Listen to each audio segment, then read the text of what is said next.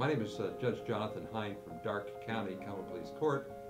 It's my pleasure to speak on behalf of the TCAP proposal, and frankly I don't usually get out front on legislative issues, especially what seems to be a new issue, but I'm glad to speak on behalf of this proposal because it's not a new issue in Darke County. Since the passage of House Bill 86 in 2011, we've been practicing the principles of TCAP.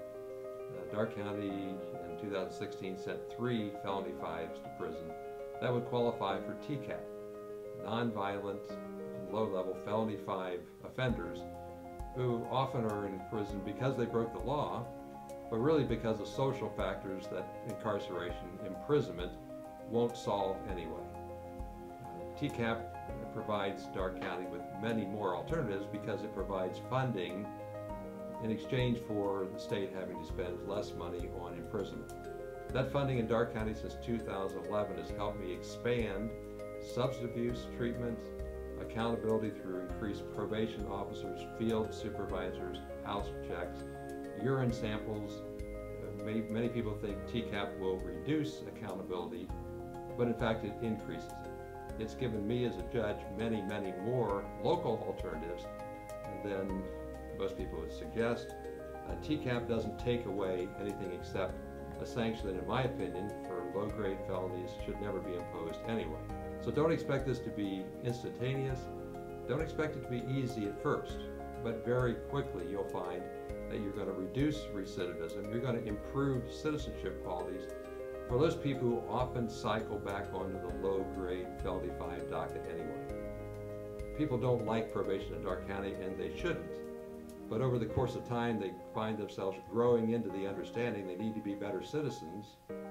And to do so, they have to have job skills, sobriety, education, job training, which we provide because it's extra state funding.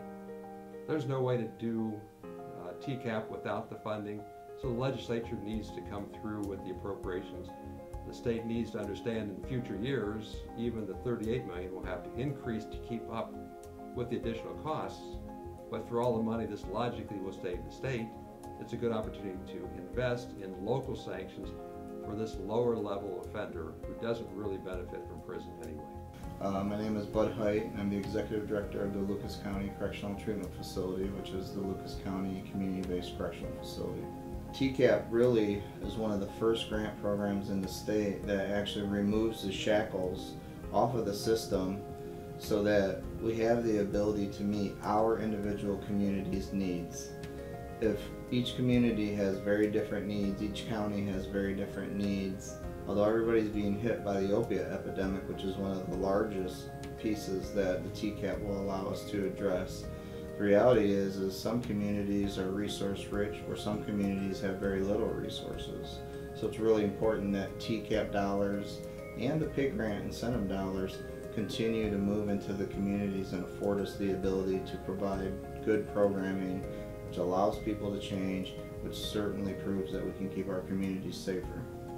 We know that this process requires us to work together, and the process of working together forces us to begin to trust each other as a system as opposed to working individual silos. And TCAP affords us the financial opportunity and the ability to have that discretion and freedom to do those things. I think if we don't move forward with TCAP and we don't move forward with keeping more of the felony 5s and non-violent low-level felony offenders in our communities and provide significant dosage hours and programming, we will see our communities fall. We will lose to the opiate addiction issue that we have going on. Everyone wants to call it an opiate epidemic, but the reality is we know that putting somebody in jail or prison is not going to get them to stop using drugs and alcohol. We have to keep them local. We have to keep them connected to their families, their loved ones, because everybody we deal with are mothers, brothers, sisters, children, daughters. They're still people. There's still people in our community who are returning, and we have an obligation to ensure that they have every opportunity to be successful. My name is Judge Tim Rudduck, and I've been privileged to serve as a judge in Clinton County for the last 32 years. And over that 32-year span here in Clinton County, I've seen a lot of changes, obviously, since 1985. But what's going on right now and what we're experiencing in the state of Ohio is something I've never seen before, namely the drug epidemic involving heroin. Last year, Clinton County encountered 20 folks of our community who died of drug overdoses. That represents us being the 6th in the state in terms of per capita deaths for drugs. Not one we're proud of, but it's not an unusual circumstance. And as I pondered why are we having people overdose here in our community, it came to my attention that addiction is really a health issue. And as I started a drug court approximately 2 years ago and got the community involved in it, we've been trying to treat it as such. So on October 1st, Director Moore gave me the opportunity to implement the TCAP program here in Clinton County, and we didn't just implement it unilaterally.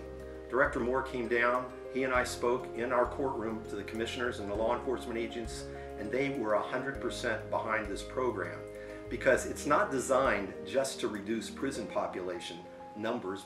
It will do that, and it has done that. But in my view, it fulfills one of the purposes and principles of felony sentencing, which is to protect the public from future crime. My goal is to understand that I could send folks to prison, and I have done so, and Director Moore has the statistics proving that I've done so. But if he will give me the funding that he is spending to house those folks in prison and allow me to use it for local resources, as the TCAP program does, I can treat those folks better locally than he can in prison. With the use of the TCAP program, we've been able to do things that we never thought possible.